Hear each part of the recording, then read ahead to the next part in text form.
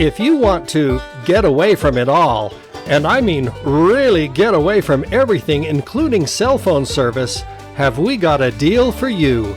We'll tell you where this ghost town is in the middle of nowhere right now on Ghost Towns and More.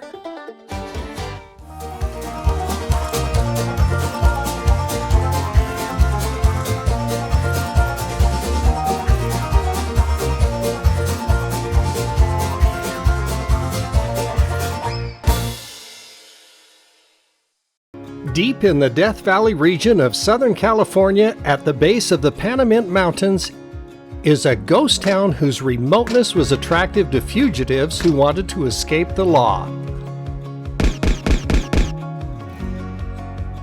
But there was one reason that drew prospectors to the area in the 1890s: gold.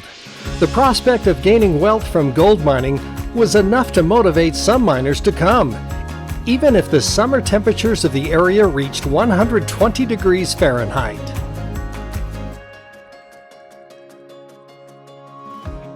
Just south of the town site is a spring that provided enough water to keep the town alive when it was founded in 1897.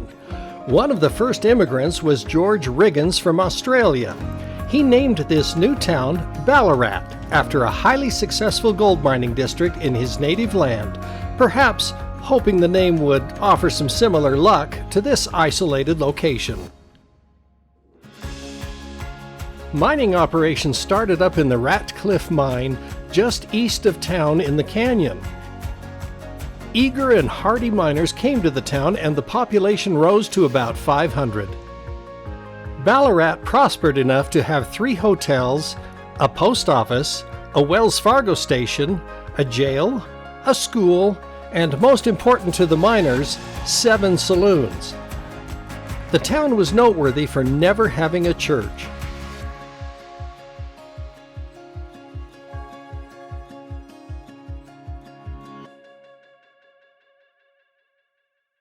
One of the more colorful figures that lived in Ballarat for a time was a prospector named Shorty Harris. Born as Frank Harris in 1857 in Rhode Island and orphaned at age 7, Shorty made his way west in the 1870s and became proficient at finding gold and silver deposits. Having made several claims throughout the West, he made Ballarat his home for a time. Shorty was known for spinning tall tales in saloons and was well liked. Despite having found several mining claims, he didn't work them, preferring to wander the hills with his uncanny ability to find rich deposits. He spent many of his years living in Ballarat until shortly before his death in 1934 at the age of 78.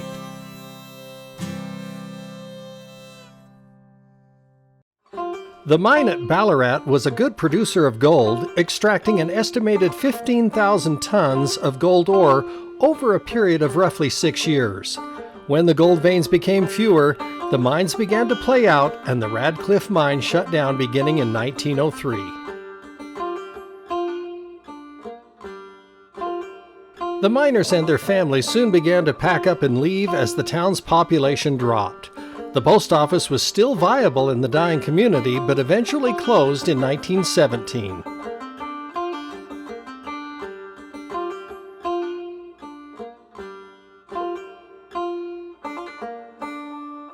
Today, Ballarat is still called home by at least one person. Every so often people come to visit and even gather at this out-of-the-way site for camping and other events. The old buildings of the town, along with scattered remnants and artifacts, are indeed picturesque in a historical setting. When we visited the town, we were greeted by a couple of wild burros who approached us and were very friendly and tame. We suspected they wanted treats, so we gladly shared our vegetables and fruits with them. Once we did, we became fast friends. Although Ballarat is isolated and remote, there is a certain beauty and serenity in the vast desert area.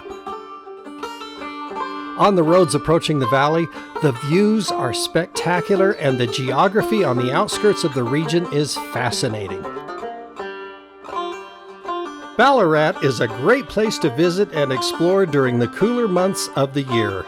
Just make sure your gas tank is full, your vehicle is in good shape, and take along plenty of provisions as there are no services close by.